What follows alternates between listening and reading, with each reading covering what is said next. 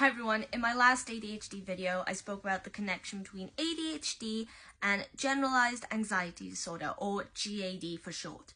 Now, in this video, I'm going to be talking about PTSD. Now, just straight up disclosure, because I know PTSD can be a very heavy subject to discuss. So if anyone who's watching this has PTSD, feel free not to watch it or do watch it, it's up to you. I'm just going to be discussing the links between PTSD and ADHD. Because a lot of the time from what I've seen with people or heard with people, though there are quite a few links or overlaps in both conditions, not a lot of people are aware of that or don't associate those two as potentially being saying well suited to each other doesn't sound quite right, but matching up very, very often, actually. So anyway, before I get into it, I gotta say, if you like the content and you want to see more, follow, like, leave a comment, questions, requests in the comments, subscribe to the YouTube channel, and repost the video. And now, because I said that super fast, I'm just gonna get straight into it. Right, so PTSD, or post-traumatic stress disorder. Now, unlike ADHD, which you were born with, it comes from your genetics, it's there pre-birth, and then you carry it throughout your life.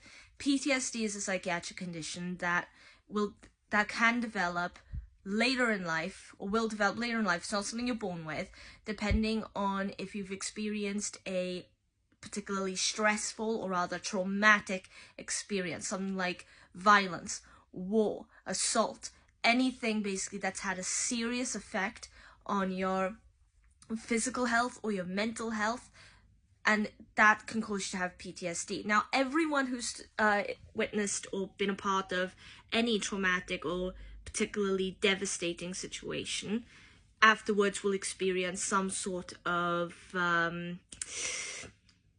side effect, something like perhaps a memory is triggered that makes you feel exactly the same as you did in that moment, a sight, a sound, something to do with the senses, it just takes you straight back. Everybody will experience that. But what differs between that and PTSD is, unlike with most symptoms, where in most cases people will essentially overcome the reactions, overcome the memories, overcome the emotional damage that was done to them, if those symptoms persist in the long term well after the event, then that's a sign that you have PTSD, because something is just not allowing you in your brain, something has seriously gone wrong, and you cannot switch off, you cannot let it go.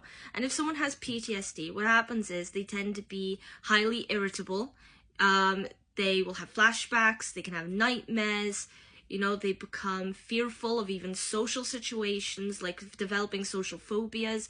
Their behavior can change quite drastically, their mood swings, all sorts of things can happen that will affect their daily life and can actually be not only a potential threat to themselves, but also to other people, depending on how severe the symptoms are, where they are exactly. If it's just nightmares, that's one thing. If it's a behavior, it's another thing. It varies individual to individual, because we're all different at the end of the day. So now, why it's referenced to, or why it's a common comorbid with ADHD is because in ADHD there are things like impulsivity or emotional dysregulation or trouble with executive functioning, like in the brain. So, and all those things, impulsivity, disturbances with sleep, so struggling to sleep, which I've also done a video on, all those things overlap and are also similar symptoms with PTSD.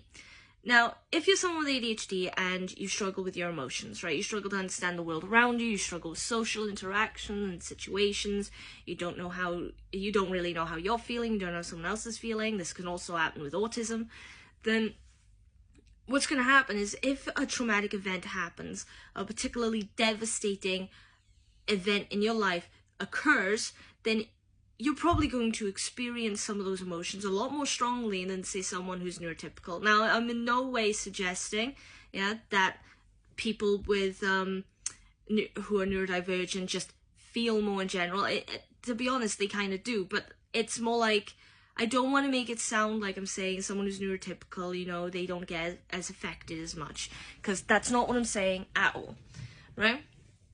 what I'm saying is, if you struggle with your emotions, you know, again, emotional dysregulation because of how your brain functions, then whereas someone who's neurotypical may be able to identify at least when they're angry, or if they go to therapy, then they can be talked through their emotions very simply because they already kind of know how they're feeling.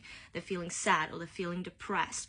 Again, if you have ADHD and PTSD occurring at the same time, then you're at a high risk of large amounts of anxiety or anxiety disorders, like I mentioned in my last video, or major depression. So you should definitely seek like specialized psychiatric help, because it can be, PTSD is one of those conditions that can be very detrimental to your daily life if it's not treated, or if you don't find a method to help you sooner rather than later is better. Anyway, now, as I was saying, with both of them occurring together, it's like if you have ADHD and your emotions are all over the place anyway, without feeling depressed, without witnessing something traumatic, then imagine what that's like when something traumatic does happen before your eyes. Because then, not only are you struggling to understand the situation or accept the situation or think through it clearly, but the emotions that come as a backlash afterwards, you're now struggling to sort them out as well. So ADHD and PTSD have a lot of common areas. Again, if disturbances with sleep, which already, if you have a lack of sleep, you're going to be more irritable in the morning. Now, if you have PTSD, that irritability is going to be like a step up from just a normal level, or from just being frustrated. It's going to be highly irritable, you know, borderline mood swings or anger, something like that. So that's what I'm saying. PTSD is just, it can heighten the symptoms in ADHD, and that's why it's important when to talk about different psychiatric conditions in reference to ADHD, because a lot of different ones can occur with ADHD, and it's not like the two separate conditions existing at once inside you. They are existing, both of them at the same time inside you, but they're affecting each other, which then, of course, is affecting you. It's like I said before, I have ADHD and autism. There are plenty of areas where they overlap and they're similar, but plenty of areas where they're different. So I may struggle with one thing that wouldn't be expected as someone with autism or ADHD, and be really good at something else that wouldn't be expected as someone with ADHD or autism. See what I'm saying? It's hard to wrap your mind around. But in this case, I just wanted to address PTSD. And again, I'm sorry, like, if that's a touchy subject for anyone who's watching this. I myself have been through some traumatic experiences, I'd say, but I haven't been diagnosed with PTSD, and I'm confident to say I definitely don't have it, because although I've had severe mood swings, although I've had severe bouts of depression, and although I've been triggered by certain sounds or things that will take me straight back to said memory of what I'm referring to, even though that's happened, I feel like it's not at the level where it's detrimental to my life every day. It's definitely had an effect on me in the long term, I'll admit that, but not so much that it's ultimately damaging, if that makes sense. Anyway, right, I think that's all I wanted to say on this. So if you like the content, then please like the video, leave a comment, or also follow me, thank you. Leave a comment, requests, questions in the comments if you have any, thoughts, feelings, anything. Any info on PTSD, you know, if you're up for sharing that, then please do. I've said that in a previous video, and someone did give me lots of info about what I was talking about then, and I really appreciate it, and they did a response video. But anyway, any of that, repost the video, subscribe to the YouTube channel, and that's all I have to say today. So enjoy your day, and I'll see you next time, hopefully. Until then, bye. It's your day, so let's unwind with laughter and friends combined.